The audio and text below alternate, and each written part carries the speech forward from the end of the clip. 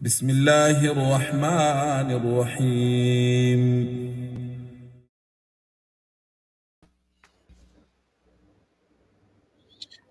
الحمد لله رب العالمين، والصلاة والسلام على سيدنا محمد الطيب الطاهر الأمين وعلى آله وصحابته والتابعين له بإحسان إلى يوم الدين. Assalamu alaikum wa rahmatullahi wa barakatuh. In the name of Allah, most gracious, most merciful, and may prayer and abundant salutations descend upon our beloved messenger Muhammad, peace be upon him, his family members, his righteous companions, and all who follow his guidance until the day of recognition. Welcome to the first broadcast for Ramadan 1433 of the My Journey to the Quran series, featuring African American Huffaz and their stories. Today we are blessed, and I'm immensely happy to engage in a dialogue with Dr. Akhnuwkh Jones, Philadelphia's own. And inshallah, I'd like to welcome Dr. Jones. Assalamu alaikum. Wa alaikum salam wa rahmatullahi wa barakatuh. How are you? Akhnuwkh, can you hear me? Yes, I can hear you. Assalamu alaikum. Can you hear me, Akhnuwkh?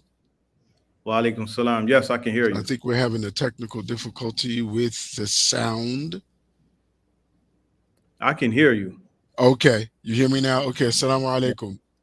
Wa alaikum salam wa rahmatullahi wa barakatuh. Yeah, I was saying I wanted to welcome you to the program, man. This is a very happy day for me to interview you.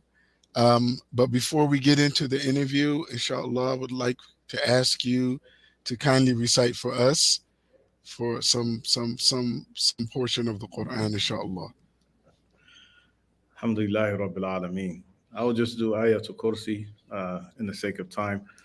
أعوذ بالله من الشيطان الرجيم. الله لا إله إلا هو الحي القيوم لا تأخذه سنة ولا نوم له ما في السماوات وما في الأرض من ذا الذي يشفع عنده إلا بإذنه يعلم ما بين أيديهم وما خلفهم ولا يحيطون بشيء من علمه إلا بما شاء وسع كرسيه السماوات والأرض ولا يؤوده حفظهما وهو العلي العظيم. صدق الله العظيم. صدق الله العظيم. Assalamu alaikum, Akhnuwkh. This is a wonderful, wonderful thing that we're about to engage in. There are, I'm sure, for you, a lot of memories and a lot of things that I'm going to ask you to share with us as much as you can remember.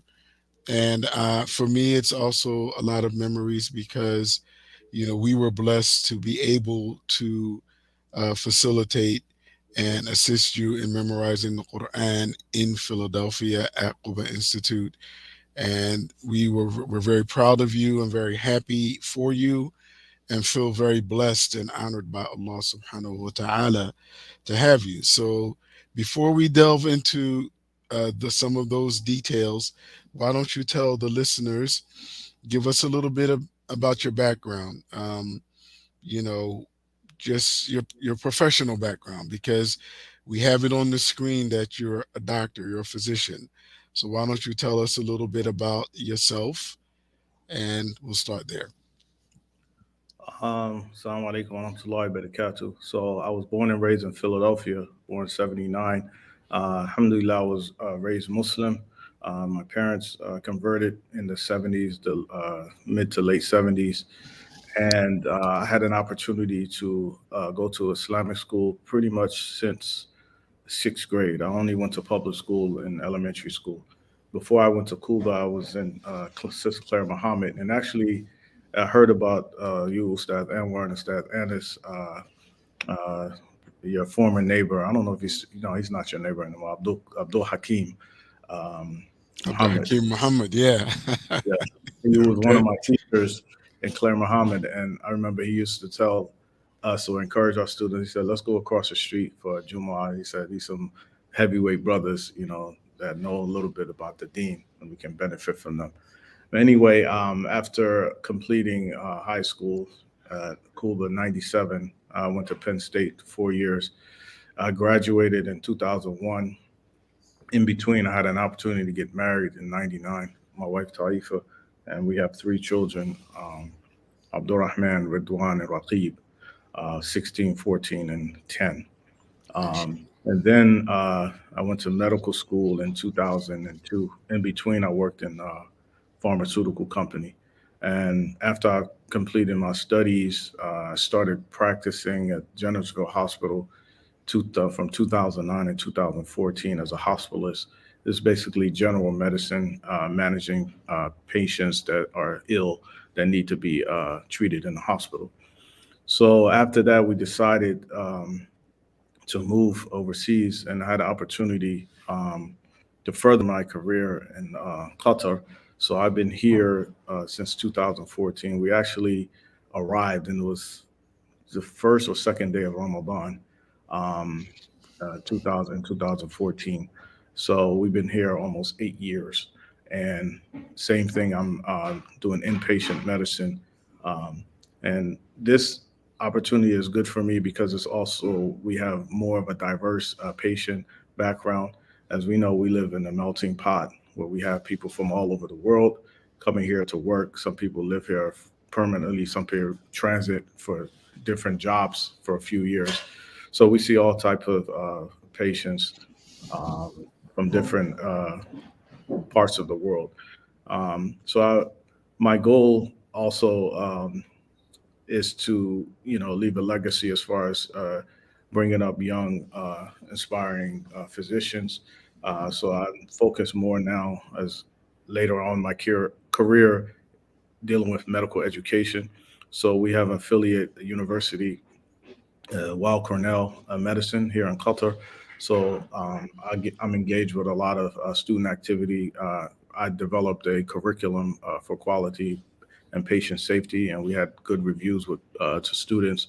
I also give lectures on various topics in medicine, and I also do clinical exam sessions for first and second year students when they're first learning how to interview patients and examine proper examination of patients. So that's pretty much where I am right now. Alhamdulillah, the job is fulfilling, and I still have an opportunity to spend a lot of time with my family because the time constraints is not that much as it was back home Mhm. in the States. So that's one of the things I am proud of. Yeah, that's one of the positive things.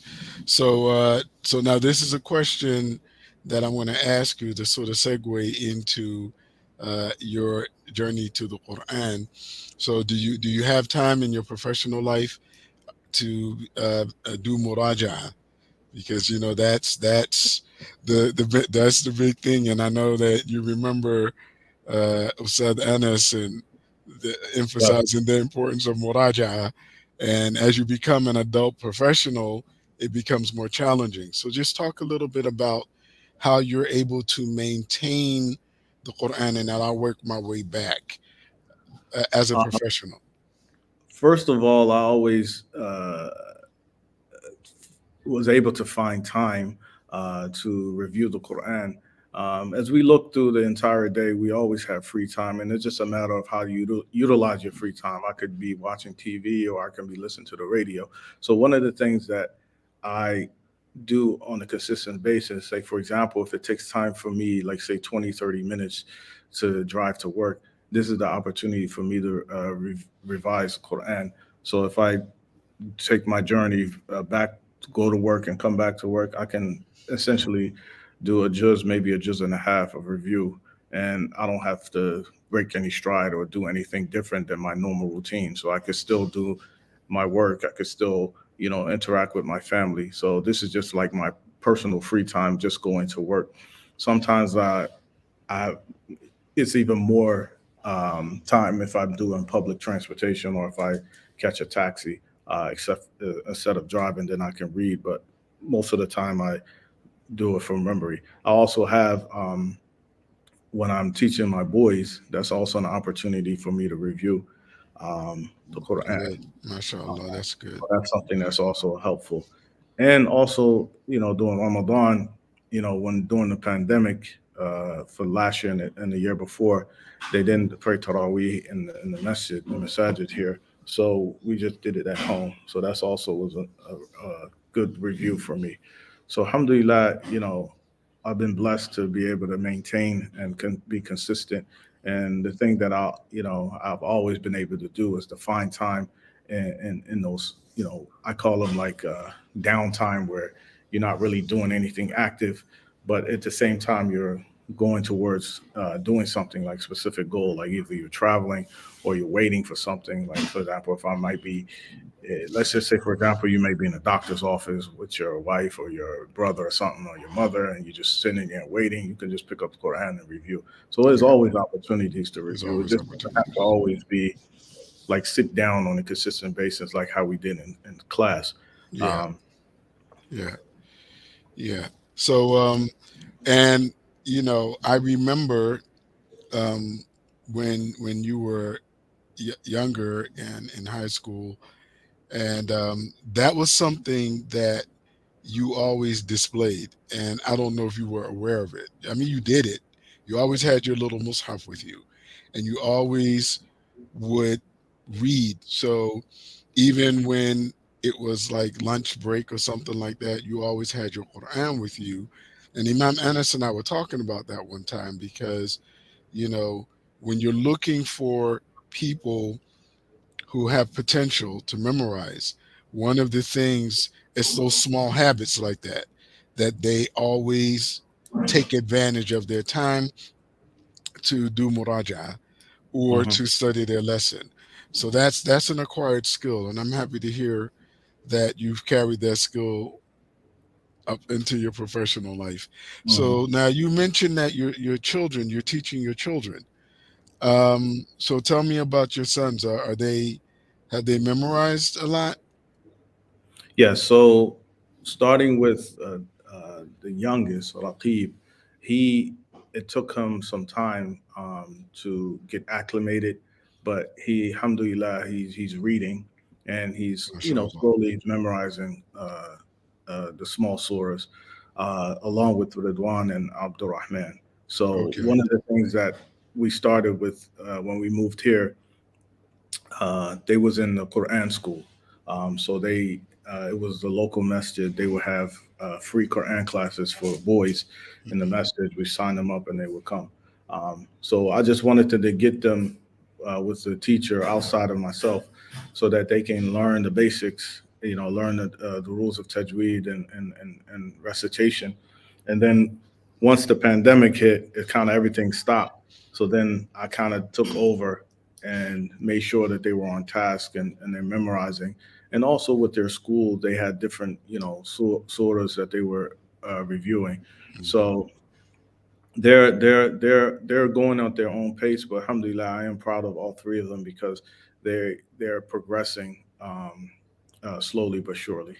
MashaAllah. Yeah, and this is an important thing I think for people who have memorized the Quran, and we need to talk about you know passing the Quran on in our own families with our children because sometimes parents aren't the best teachers for their children, even though it's a natural thing.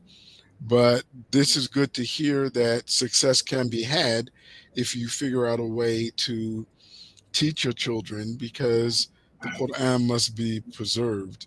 And, oftentimes I remember, in when I was studying, our Shaykh had four children who all memorized at different times.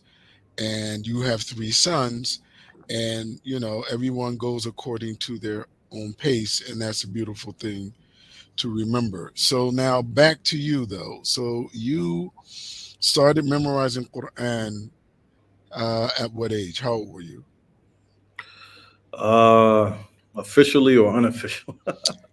I mean, Uh, as a kid, I mean, obviously, I don't remember when I started learning like some of the short swords on El mhm. Fatiha, but I would say when I started Cuba, it was 92.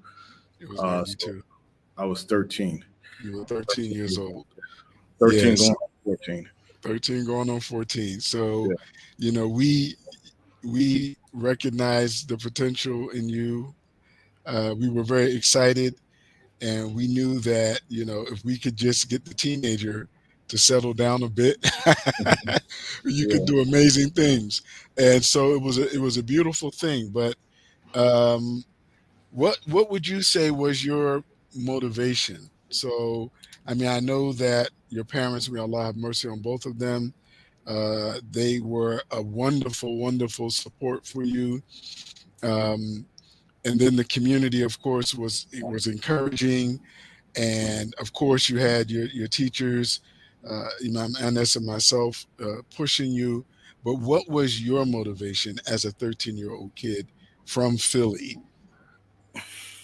Well, for me, one of the things that I pride myself on is that I always try to complete a task. So anything that I start, whether it's difficult or easy, I always try to finish it. And sometimes that, gets me in trouble.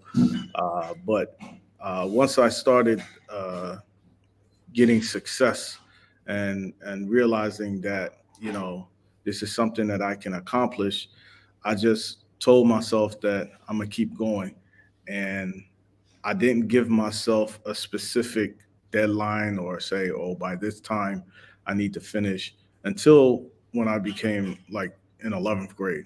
And I Hmm. said, when I was in 11th grade, I said, I think I was on like 20, and close to memorizing almost 20 juz or something like that. I can't remember. Yeah, I think Imam Anas said, I think he said you had 21. You were Yeah. 9 away. Oh, this guy, he has good memory. So I told myself, I said, if I memorize a page a day, Hmm. then I can finish Quran by time because I wanted to finish. That was the first time I said I wanted to. I set a specific goal. I said I wanted to finish memorization of Quran before I graduate high school, because if I go to college, then I might go away. Then I might lose some momentum and not have that connection. Right. So um, that was my motivation. It's like kind of like you want to. I wanted to do it for myself, even though my mother, she encouraged me. She never really pressured me and say you have to Right. um, finish the Quran. Or my father never said you have to. They were just proud that I was doing something that I enjoyed and I loved, and they said, they just supported me. So it was just more within myself that I told myself, once I felt comfortable and I felt like, I know what I was doing and I had a routine, then I said, okay, by this time I should be able to finish. And alhamdulillah, I was able to do it. Alhamdulillah Rabbil Alameen. And yes, you were. And, you know, the reason that Imam Anas, and even because I remembered once he said the 21, you had 21, I remembered the part about the page. If you did a page a day, you would be able to complete by the time you graduated, because that stood out in my memory, because a lot of times, um, those are the moments that a person has where they know, I can do this. Mhm. I can actually do this. And that's what I think you're describing, that the aha, okay, I got this. I can do this.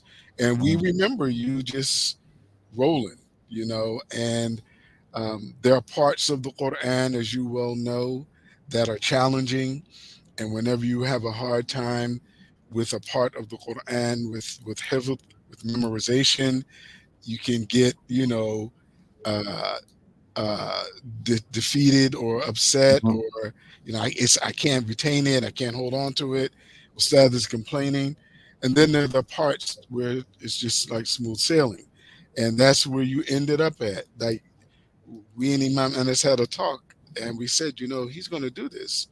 This young man is going to do this because he believes that he can do it. And so that's very important for people to hear about motivation and what the student goes through when Mhm. they because every student is different. And as you know, you've been around the Quran long enough to know, and you had classmates. And sometimes the journey to the Quran is lonely because even though it may be 25 or 30 of you in a group, maybe five of you will memorize, and Mhm. five of you will memorize quickly. And that's something I wanted to ask you about because um, you started in 93 and you finished in 97, correct? Yes. I mean, that's 92. subhanallah. I'm sorry. 92. 92, you started in 92, finished in 97.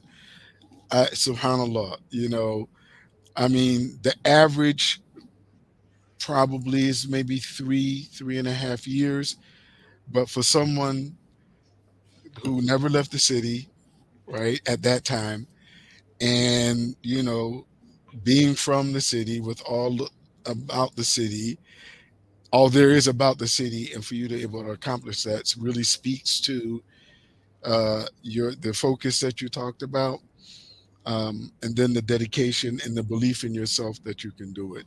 So Mhm. that's an important point that I wanted to share with the listeners.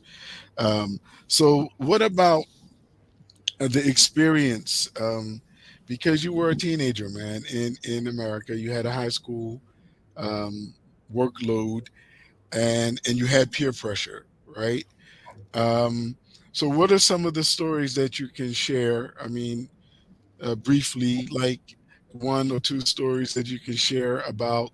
Did your friends ever reach a point where they also encouraged you, or did you experience the opposite? Did people sort of say things because you were being singled out more and more?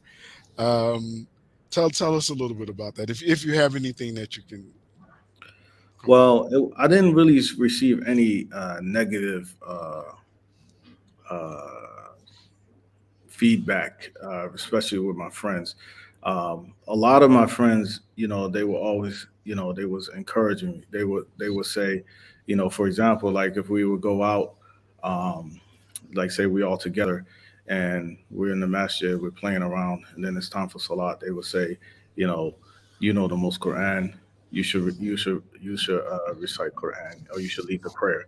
Mhm. And that kind of gave me a sense of pride because uh, I never felt myself in a leadership position, or I didn't never ask for to be in the forefront. So I was always stay behind, but that kind of also gave me motivation. And then people would say, we're gonna have a big party when you finish. Um, we're going to celebrate, so it was like a foregone conclusion. Yeah. They say, yeah, you darn near finish the Quran. And it's like, what are you waiting for? Like, it'd be like jokes like that, Hmm. like, Hmm. and then it would be like, I would say, I finished this surah, and they'd be like, oh, that's it. I thought you would do better than that. So it was like more like a, a, a joke, but more like a motivational joke, not necessarily to say that they're disappointed in me, but they the expectations was there. So I feel like I was blessed in that sense. So it wasn't a lot of negative energy towards uh, completion of the Quran, because a lot of people, especially the older brothers in the community, they were so proud, and they would say, I didn't feel like this was an historical moment, but people you will remind me of that. And I just said, I'm just going to school. I said, I do Quran, I do Arabic, I do calculus, I do, physics, whatever. I just Right. felt that that was part of my workload, Right. But the good thing about the Quran was it was something that, everyone can relate to. Um, so people didn't even realize that, I was taking calculus or physics or anything like that. They wasn't interested in that. So Right. it was more about uh, the positive, positive motivation that I would get. Now, as far as being a peer pressure. The only thing that I would say that was challenging was that I still um, wanted to engage in like sports, playing sports, watching sports. My dad, he encouraged me to, lift weights and exercise and Hmm. things like that. So sometimes I will find myself having to choose, as far as where to spend my time. But I always would, once I figured it out, I always found a way to, I always start with the Quran or start with my day. Like, for example, if I go to school, because my journey, I had to come from North Philly to West Philly. It would take maybe like 45 minutes to an hour. And I had my mushaf, so I was on the bus and the train. So that was my opportunity to study. And then I could say, I still had after school. I would say, now I have time to play or engage in sports because I did my lesson. So that was the main challenge, just kind of balancing between, trying to have fun and you know participate with activities with my friends, especially with sports, and still not letting go uh, my studies. Okay. All right. So I guess this question is a follow up. So how were you able to? Because one of the things that you often hear from people as a challenge to people always think that um, in order to achieve or accomplish, particularly for us, American English speaking people, African American, that we have to remove ourselves from the environment and go somewhere else abroad. And yes, there are advantages, but every situation has advantages and disadvantages. And Mhm. one of the advantages of you being in uh, in your home state and your hometown was that you were there surrounded by the people that loved you and supported you, as opposed to being transplanted somewhere and having to face the challenge of being separated from your family, for example. Mhm. But how were you able to deal with one of the downsides of studying in America, and it's what people bring up, is the distractions. There are people are faced with all kinds of distractions and things that rob you of your time. You mentioned sports, which we all love. You mentioned television. You mentioned just the different things that are a normal part of life in this society. So, talk a little bit about how you were able to navigate distraction. Well, first of all, I think in the '90s, in the early '90s and mid to late '90s, uh, I don't know if young viewers are out there. We didn't have, internet. We didn't have cell phones. In my household, we barely had cable. Definitely didn't have a TV in my room. We had, what game did we have? Sega Genesis, something like that. Okay. But my parents, I think I go to my parents because they laid down a foundation. So, for example, we knew that during the week when it's school time, there was no watching TV throughout the day. There was no playing video games. Um, if we wanted to go out and play, we had to finish our work. So that was already established, in our household. So it was just a matter of me channeling that energy and just not wanting to disappoint my mother and father. So that was the my biggest motivation to avoid the distractions. Now, again, as I mentioned, for me, the biggest, I wouldn't call this a problem, but it was sports.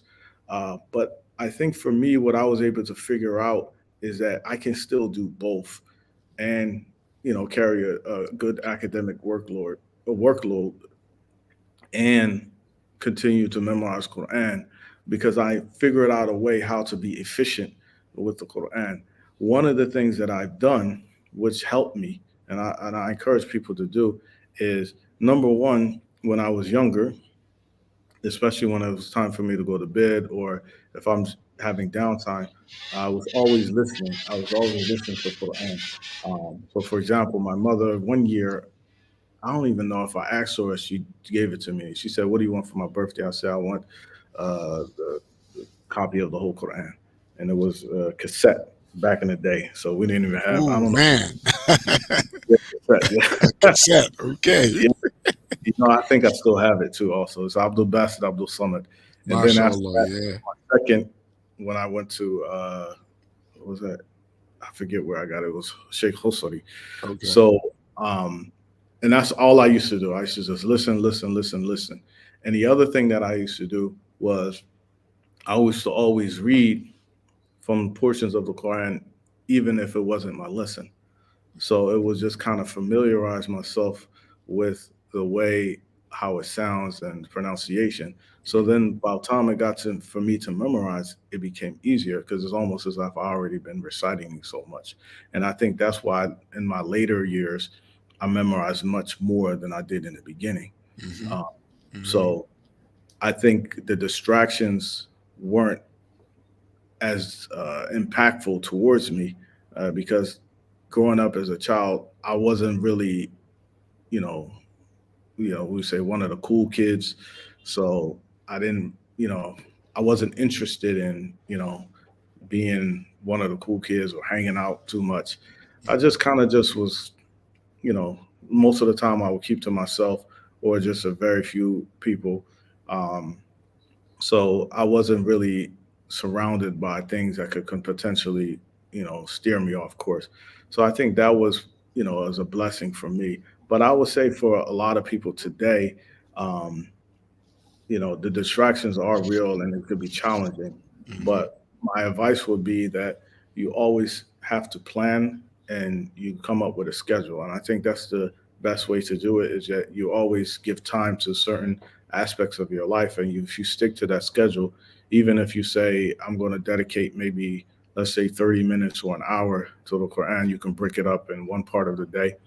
Um, the easiest way to manage that is just, uh, you know, tailor your Quran studies around Salah. You have to pray, and that's something that you focus on. And you say, okay, before Salah, I might spend 10 minutes on uh, my lesson, and then after, I might spend another 10 minutes. And then you're already at 20 minutes, and then you may pick another Salah, and then you do the same.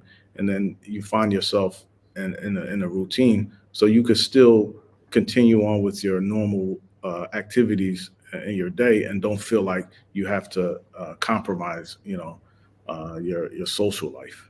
Yeah. Yeah. And for the sake of the listening audience, one of the reasons that I'm asking Dr. Jones about motivation is because as we continue as a community across the country, um, to our efforts to reproduce people who memorize the Book of Allah. One of the things that um, I shared in my story was that the motivation in the old traditional schools was the asa of the teacher, right? So like it was a very, very structured, disciplined Mhm. environment that included, corporal punishment. Um, Whereas the phenomena of having Huffaz emerge out of naturally out of our culture, Dr. Jones has said several things like something he loved to do. So the person who loves what they're engaged in won't need, any much additional motivation. And then he talked a lot about, managing distraction by using structure, structuring our time and respecting time management and that type of thing. And so I just wanted to interject that because I think that this is a very, very important conversation. And hopefully there are those out there who are striving to memorize, young sisters, young brothers. You can do it. In front of you is he's still a young man, and Allah has blessed him. And he didn't realize, just like he didn't realize the historical moment, we didn't really realize it either. But the truth of it is that we were blessed to be African American Huffaz who produced our first Hafiz in our city. And so we didn't realize it at the time. That wasn't the goal. We didn't say that's what we wanted to do. But when all things settled, that was the blessing that Allah gave us. And really, Dr. Jones, I know you do this already, but I really want to pray and make dua. May Allah reward your mom and your dad for all of their support and what they invested in you. You're a testament to what they did. And just the story about your mom giving you for your birthday, Sheikh Abdul Basit, Abdul Samad, and Sheikh Al Husari. Those were the go-to Qurra back in Mhm. the day. And, may Allah Ta'ala give them the reward of the parents of the people of the Quran. May they have their crowns placed firmly on their heads on the day of Qiyamah, inshallah. I mean, because it's really a beautiful thing. So now I want to ask you a slightly different question now about as you got older and you left Cuba Institute and you mentioned in your introduction that you went to college. So when you were at Penn State and then at Temple, um, how would you describe what did the Quran do for you as a college student? So how did it help Well, you in any way? Do you feel that it prepared you? yes, I think I always tell people that, when you are in education or you're studying, um, one of the things that allow you to be successful is that if you have developed good study habits. And I think the journey of memorizing Quran, it put me in a trajectory to have, you know, a disciplined way of studying. And one of the things that, I always, when I look at my son and other young people, I'll always tell them is that, you know, it's not about whether or not you know everything or don't know anything, but it's about the preparation. And as long as you're able to prepare yourself, then you can feel uh, uh, positive about the outcome, whether or not you get everything correct or not correct. It's just about the preparation. So I think for me, once I got into to college, there was an adjustment period because of familiarity. It was the first time in my life that I was away from my family and living on my own. So I think that being nervous and anxious, I start off slowly. Not that I did bad or failed or anything like that, but I didn't excel like I was used to. Then I just reminded myself what got me to this point. And once I was able to revert back to my studies, my study habits, I became successful. And then taking exams, I don't know if people know in medicine, it's like a million exams. You have this exam, that exam to get into medical school, exam while you're in medical school, exam when you finish medical school, exam when you're a doctor, and then you got to continue to take exams, boards, certification, state boards, all these different things. So you get accustomed to having to learn how to study and retain information.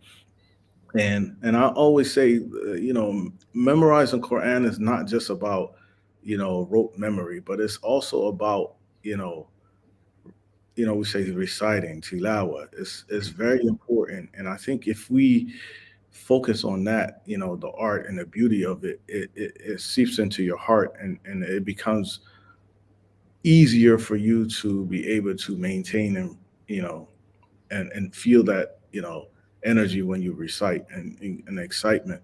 And that's where I think when you have that love, it's like when you read in Quran, um, it doesn't feel like a task. And I think that's where I would say that that part of the Quran in my studies, that's where I was able to translate, where it become, I gain interest in my work, and then now it doesn't seem like it's a task. It's like something that I enjoy, and then you're learning, and then next thing you know, you don't realize how much information that you have, and it's just a matter of expressing it the right way, and that's something that you have to learn as you go through. Now, in medical school, obviously, it was a little bit more challenging because you have to spend more time not only studying but also learning, spending time with, once you get to a certain part, later years, you're spending time in the hospital. So a lot of your time is dedicated to the work. So that's a different experience. But again, it goes back to what I said earlier. It's about learning time management. And once I figured out, with the time management, then that also can lead to success. One of the things that even today, that a lot of people don't realize, especially in this part of the world, they get surprised when, because I try not to tell people, who I am. I said, if you really want to know, just look it up. These, I might say, I'll give them a reflection about when it comes to medicine. And we talk about, from ayahs in the Quran, especially about embryology. And then they get shocked. They say, "Oh, you know this?" And I say, "Yeah, my teacher taught me." I always tell you, I always say that you taught me this. I don't give myself any credit. So those things, it gives me more in medicine. For me, is more. I have more opportunities to reflect. As I become older and learn more, and learn about the ayats, learn the meaning, it gives me a better appreciation in my job. And I think for some people, unfortunately, in the science world, we have a lot of people that try to denounce God and find a scientific reasoning for everything in the world and the universe. I always go back to say Allah already gives us the reasoning and the explanation. It's just a matter of us understanding and submit it. So it's just kind of little nuances that you pick up and you see, through your everyday um, endeavors, that it helps support and, confirm, say, okay, yeah, it allows me to reflect on some parts of the Quran, which, Mhm. which is very interesting. Yes, yes, indeed, man. This is, I mean, that's a conversation. If I wish we could do a follow-up conversation just on that topic alone. Um, and inshallah, I just saw a flash on the screen that we have a couple of questions, so we'll get to those in a minute. But I did want to go back to, because when I asked you about the Quran helping you in your education, um, one of the things that I know sometimes people have a criticism about memorizing the Quran, and not just in the United States, but even in the Muslim world. They say, well, that's just memorization. Do you really understand it? Um, or they're critical of rote memorization. But I have a theory, and I haven't been able to really, prove it yet. But certainly, you are proof positive in the direction of this theory being correct. That you know the engaging in the practice of rote memorization. I can only imagine that as a physician, because just anatomy alone, like and knowing and remembering all of the different parts of the body, and I mean that's a pretty challenging task. And do you think that your ability to memorize well helped you with that? Yeah, of course. I think that was a foundational piece for me, because there are certain things, especially in medicine, obviously we understand concepts and theories, but there's certain things you just have to remember. For example, if someone has, like, for example, sinusitis, bacterial sinusitis, and I want to give them antibiotic. I have to know, I have to know this antibiotic. I have to know what organism it covers. I have to know the duration. There's certain things but of course, like just like with the Quran, where when you continuously engage in reciting and repeating, then it becomes easy to recall. So, for example, I don't have to. There's certain things I don't have to look up. I can give you the dose of a lot of medication. For example, a lot of blood pressure medicines that I prescribe a lot. For example, amlodipine or Norvasc, I know it's 5 milligrams or 10 milligrams. For example, valsartan, 160 milligrams, and it's 320 milligrams. Or you could go on carvedilol or Coreg, 3.125, 6.25, 12.5. You know, all these different doses that you can just say, and the indication. So, of course, the memorization or the engaging in memorizing is extremely helpful, especially in medicine. As I mentioned, there's certain things you just have to know. You You just have have to to know. memorize. Hmm. Yeah. Hmm. But other concepts of, yeah, obviously it comes with experience and practice and a Right, feel and theory. But other things you just have to memorize. right, right. Yeah. So I think that uh, it's a very, very encouraging to hear, to talk to you today. Very refreshing to, because I want anyone, especially the younger people who might imagine themselves memorizing the Quran. You can do it. I mean, in front of you is a brother, and we have women sisters. We interviewed sister last year. You can do this, and you can still be a professional. You can be a normal person. You can have things in your life, but the Quran is, there's no foundation better than the Quran, and I think that you're hearing some of the things that prove that. So I guess we can move now to take some of the questions because we don't want to run out of time. Um, yes, so I have a question from Sister Ruth Parker. Any specific strategies for elders who struggle with memorizing? Hmm. Is that for me or you? Right, exactly.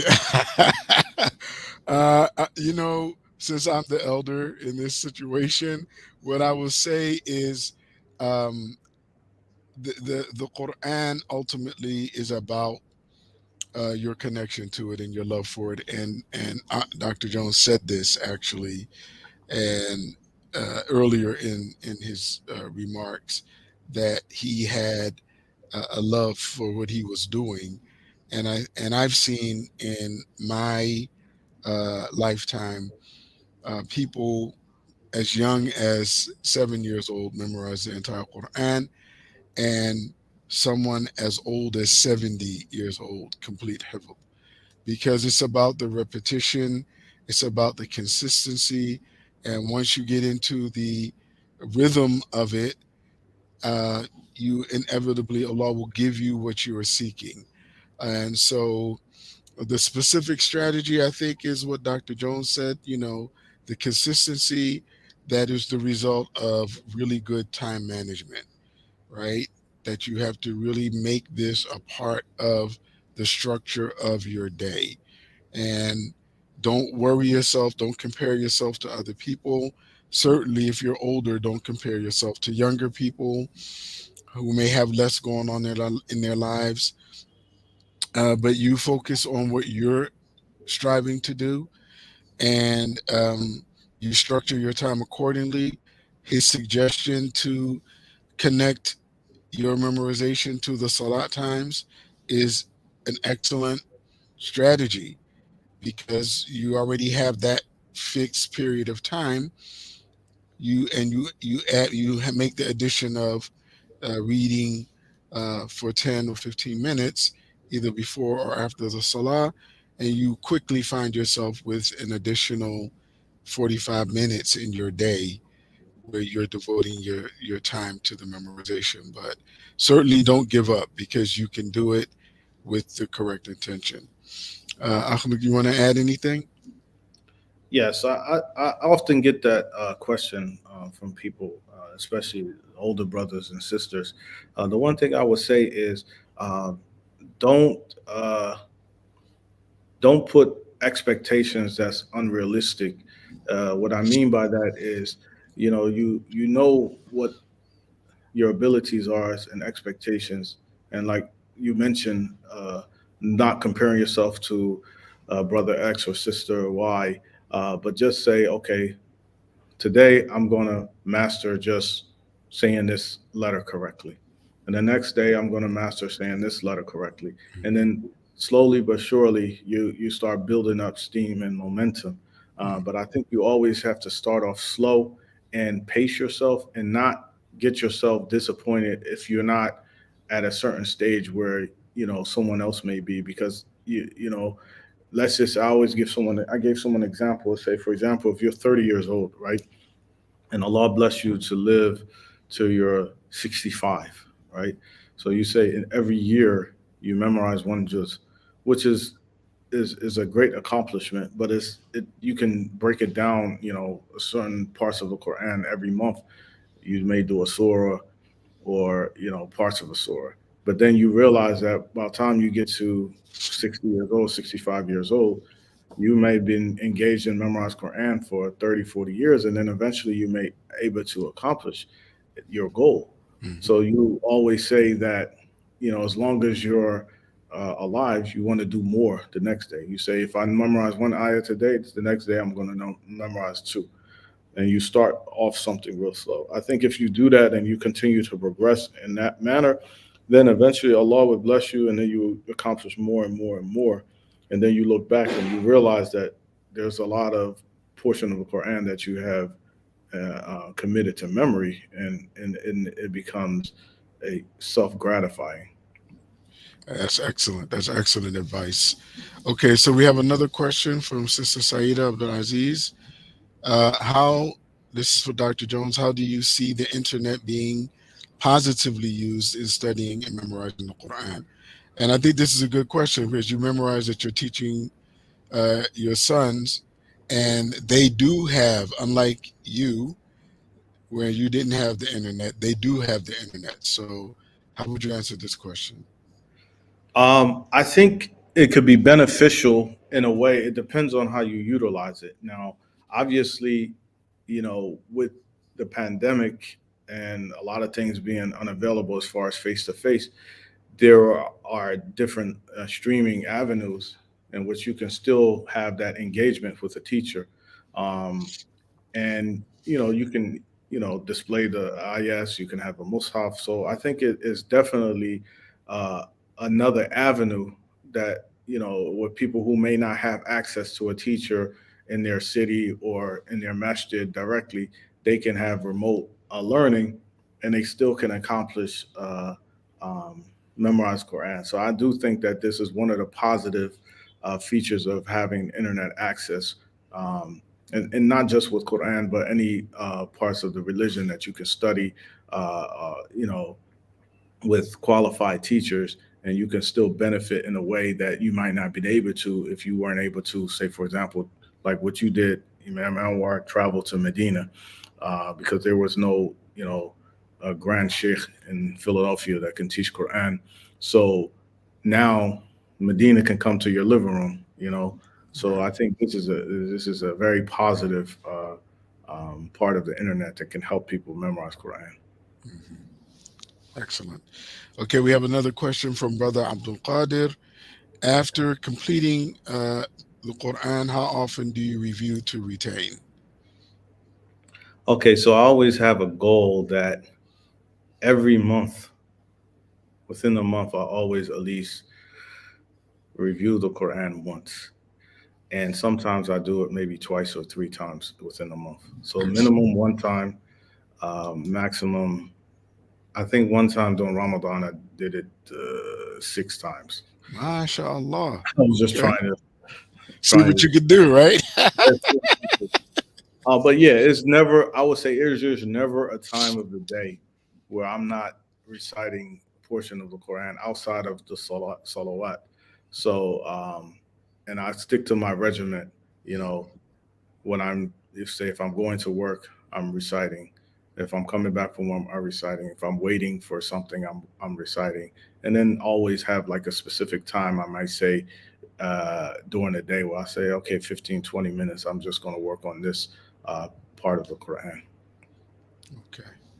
All right. Yeah, I was listening very intensely because I remember that Usad that doesn't play with the completion once once a month. So that's the bare minimum, and that's the standard that we were told to maintain. And alhamdulillah, you're maintaining that and then some. That's a beautiful thing. At this moment, so we have a request for you to recite Surah Al-Ghashiyah. Unfortunately, because of time's sake, we won't be able to have Dr. Jones do that for us, unfortunately. I apologize to the sister who made that request because before time is over, I'm going to ask Brother Tariq to put up So tell us a little bit about the IHF annual Quran contest. So, alhamdulillah, I've been part of IHF for many years. What is IHF? Islamic Heritage Foundation. So the focus is promoting youth programs focusing on building an Islamic identity and also encouraging people to memorize and study the Quran. So every year they have Quran competition on different levels. People throughout city of Philadelphia and also people from the neighboring towns, and it gives the young people an opportunity to shine, basically, to recite the Quran, to show people how much they've learned, and also highlight some of their teachers. So in the past couple of years, we did it virtual, and it went pretty well, alhamdulillah. But now, since I think since the pandemic, now it's going to be in person, and it's going to be May 21st, inshallah, in Philadelphia Masjid in West Philly. This is actually the school I went to before I went to Cuba, and as you can see, there's different levels. I think one the competition. I think they do half a juz, one juz, 5, 10, and I think 20. Now they're getting more heavyweights, and it's from basically age 7 to 25. Okay. So we appreciate donations, and also you can uh, register your children, or if you're a young adult, you can also register. And this is a great opportunity. There's rewards, cash prize for the winners. So unfortunately, I won't be able to be one of the judges because I'll be in Qatar. But I definitely encourage people to support this event. Okay. And this is a competition that you won this competition, right? Yes, a long time ago. A long time ago. MashaAllah. MashaAllah. So any closing remarks from you? What's it like? How has the Quran helped you? You're a resident of the state of Qatar now. Um, has the Quran helped you master Arabic? Are you speaking? Not. I'm not talking about that Khaliji stuff, right? I mean Fusha. This is a problem. I kind of was resistant to speak because I said, you guys are not speaking Arabic. Like it's just like hurts my ear. Are you went in on them like that? Yeah, I don't hold back. And then they said, "Oh," I say yes. And then I might say a few words, and then they'd be like, "Wow, no one speaks like that." I say, "I know," but it's it's different here because a lot of things are in English. Sometimes I may use some Arabic, depending on if you're in the souk here and there. Mhm. Um, and mainly it'd be like the Bangladeshi, they the ones the merchants, and they speak Arabic, but I think it helps me more for understanding, like understanding, Mhm. but not conversation. Understanding. Yeah. Yeah, and reading and that type of stuff. Man, listen, Akhnuwkh, this has been amazing. Amazing connecting to you reconnecting with you this way, and hearing you talk about your story and seeing where you are in your life. And all I can say is, may Allah Ta'ala continue to bless you.